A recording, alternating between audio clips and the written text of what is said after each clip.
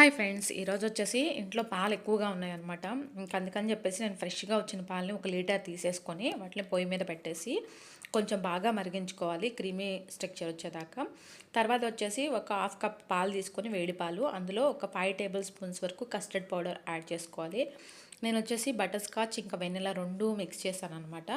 పాలు బాగా మరిగిన తర్వాత ఇంకా ఈ మిక్స్ చేసినటువంటి కస్టర్డ్ పౌడర్ని ఉండలు లేకుండా ఇంకా పాలల్లో మిక్స్ చేసుకోవాలి. ఎక్కడా కూడా లంప్స్ అనేవి లేకుండా చూసుకోండి.